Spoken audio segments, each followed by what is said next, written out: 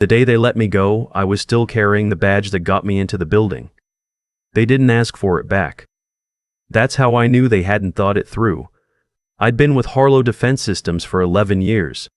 Not the kind of 11 years where you coast and collect a paycheck, the kind where you're the guy they call at 2 in the morning when a government contract is about to fall apart, the guy who flies to DC on a Sunday because someone on the Hill has questions and they want answers from a person, not a slide deck.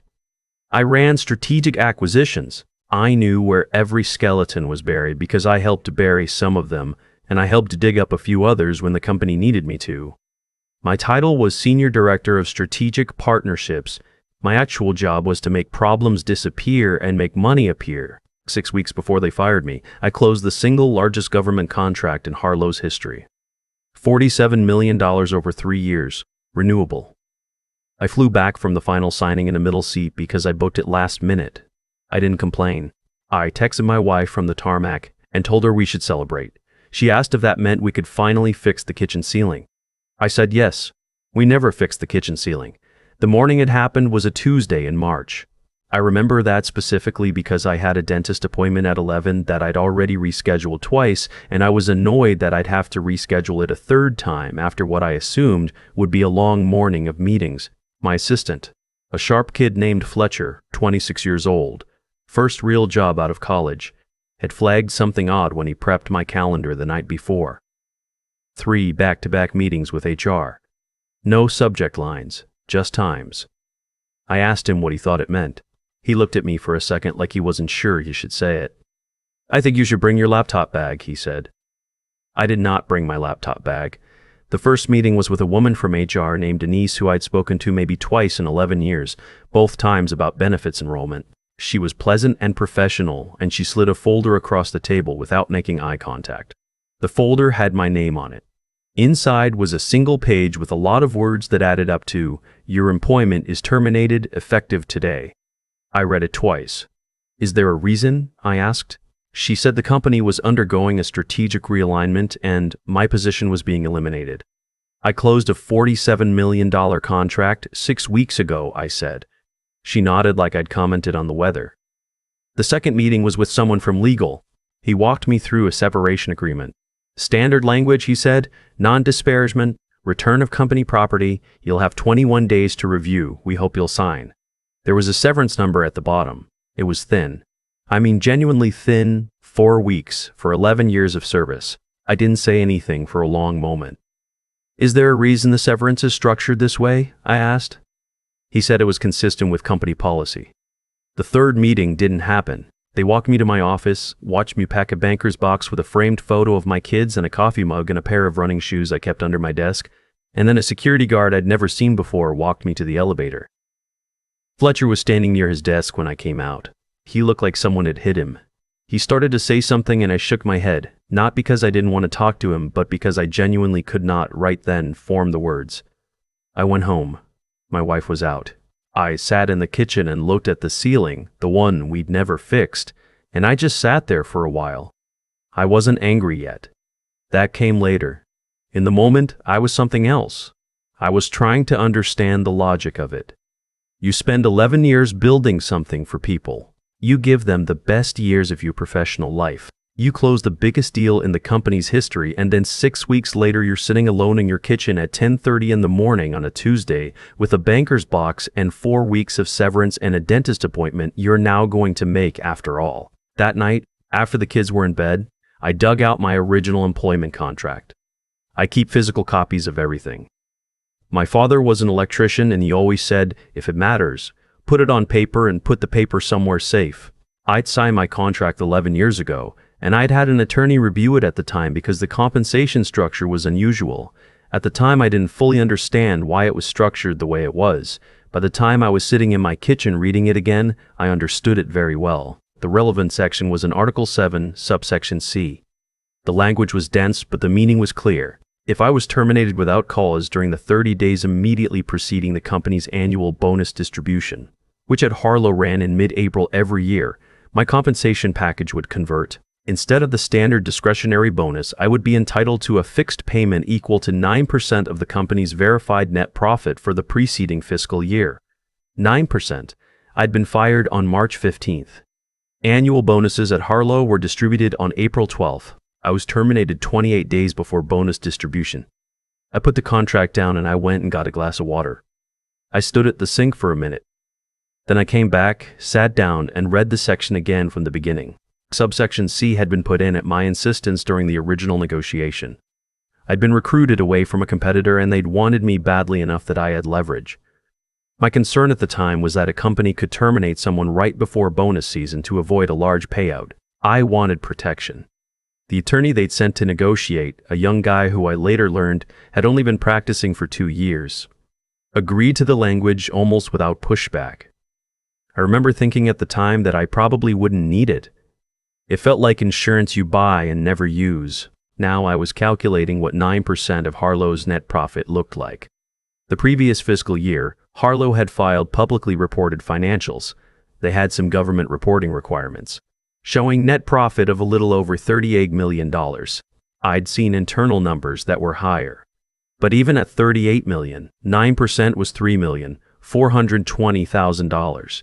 4 weeks of severance was roughly $18,000. I'm not a person who cries easily. I didn't cry, but I sat there in that kitchen for a very long time.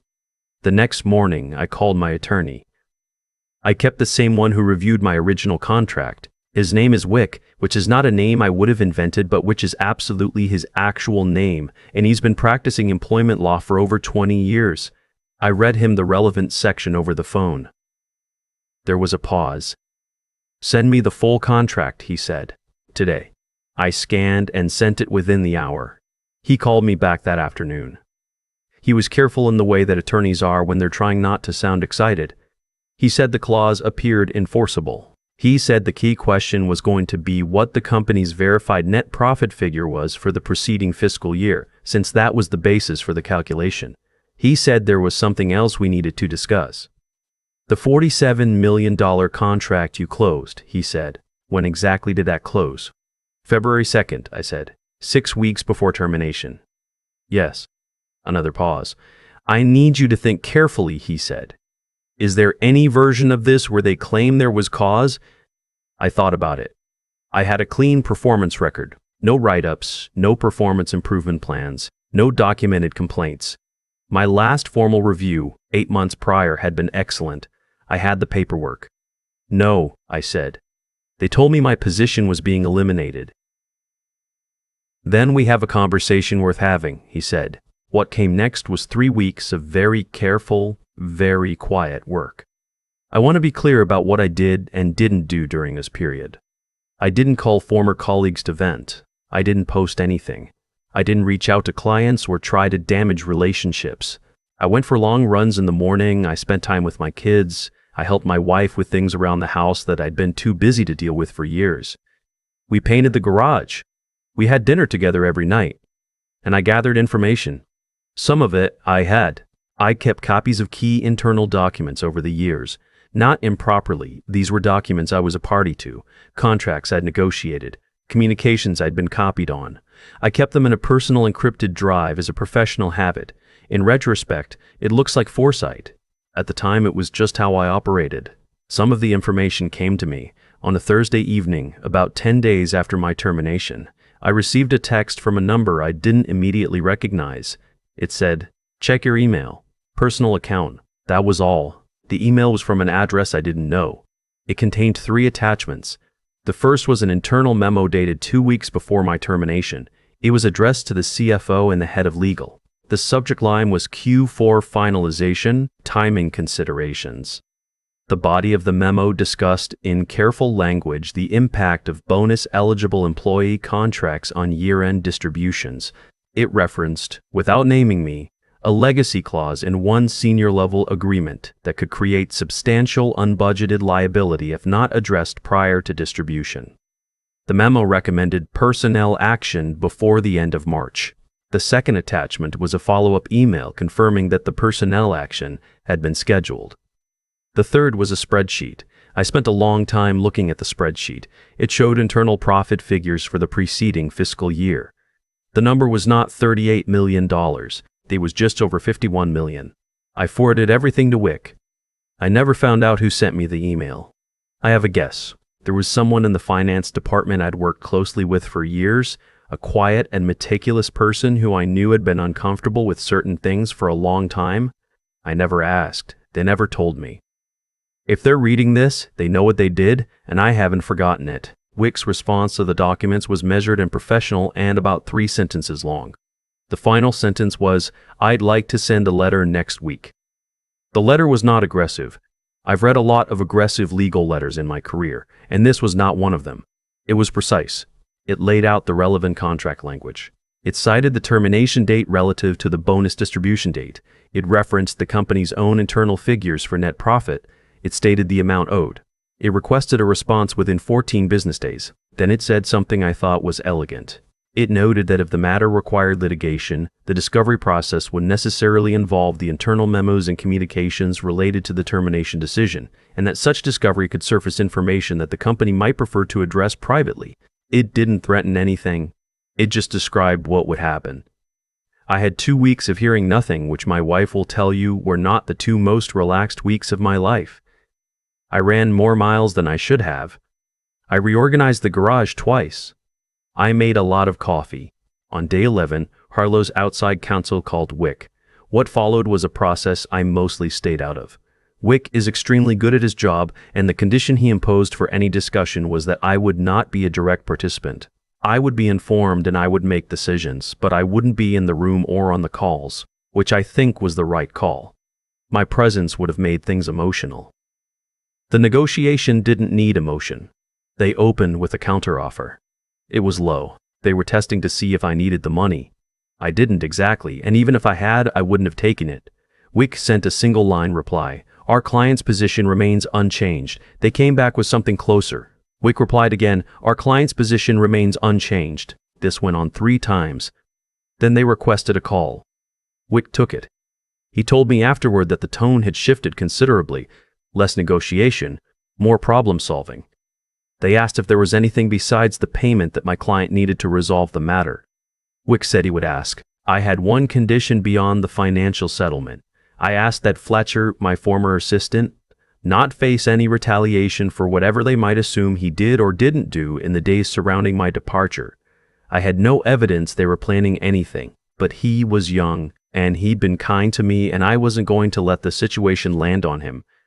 They agreed without discussion. I don't know what they assumed about Fletcher. It doesn't matter. The final settlement was based on 9% of $51 million. I'll let you do that math.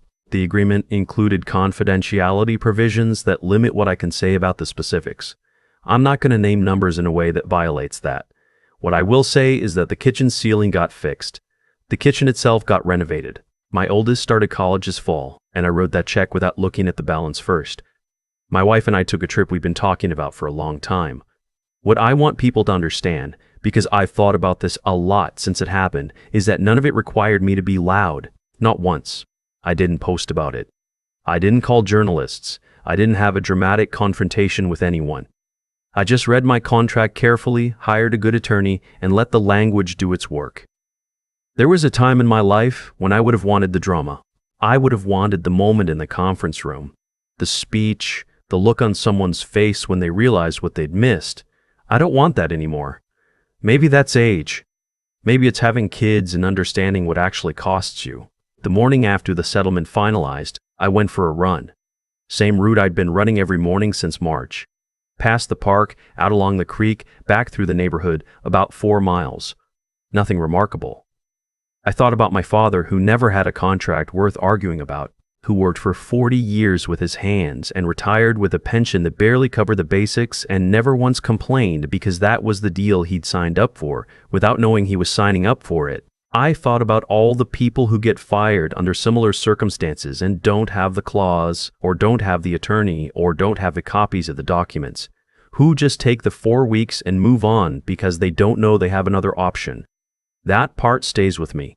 I'm not a lawyer. I can't tell anyone what's in their contract or what they're owed. But if you have an employment contract, actually have one, not an offer letter, and you've never had an attorney read it, go do that. Today.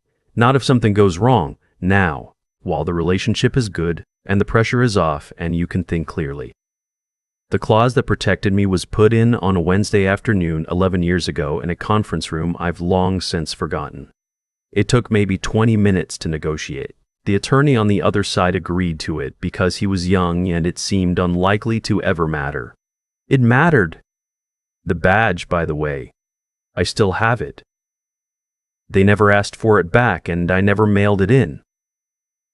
It's in a drawer somewhere. I don't keep it as a trophy. I'm not that person. It's just that I keep forgetting to deal with it, and at this point it feels like a rounding error. I suppose that's as good a place as any to leave it. I think about cause and effect a lot more than I used to.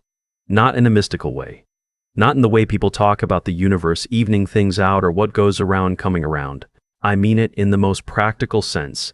The things you do quietly, consistently, without anyone watching, they accumulate. They either work for you or against you when the moment finally arrives.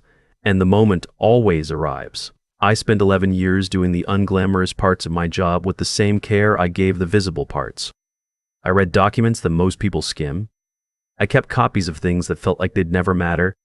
I hired an attorney to review a contract that I fully expected to be a formality. None of that felt like strategy at the time. It felt like being thorough. Like my father would have wanted me to be. But when the company decided I was disposable, all of that quiet work became the thing that changed the outcome entirely. That's what I mean by cause and effect, not punishment and reward. Just, the choices you make when no one's paying attention are exactly the choices that determine what you're capable of when everything is on the line. What the people who fired me didn't account for was that I'd been building something they couldn't see, not a plan. I didn't have a plan. I had habits. I had a contract I understood, an attorney I trusted, and 11 years of documentation that told the truth about what I'd contributed. When they made their decision, they were betting that I'd take the 4 weeks and walk away. That bet made complete sense if you assumed I was the kind of person who doesn't read the fine print. I'm not that person. I've never been that person. And that's not something they could have known from the outside because I never made a point of telling them. The other thing I keep coming back to is Fletcher. 26 years old, first real job, and when everything fell apart, he had the instinct to tell me to bring my laptop bag. That's not a small thing. That's someone paying attention when they didn't have to, showing loyalty when it cost him nothing to stay quiet. I didn't forget that. When I had something to ask for in the settlement, I used it for him. Not because I expected anything in return, because the only kind of person worth being is one who notices when someone stands by them and does something about it. I'm not going to tell you that everything works out if you're good and prepared and careful. That's not true, and I won't pretend it is. But I will tell you that the gap between the people who get taken advantage of and the people who don't is almost never about luck. It's about what they built before the crisis. The attorney they did or didn't cultivate, the documents they did or didn't keep, the contract they did or didn't have someone read. Strength, real strength, is almost always invisible until you need it, and by the time you need it, it's too late to build it. So if there's anything I'd want someone to take from this, it's that. Not the settlement number. Not the satisfaction of watching a bad decision backfire. Just this. Be the kind of person who reads the contract before they need it. Keep the records when nothing is wrong. Build the relationships with the people who are honest with you. Do the quiet work. It adds up. It always adds up.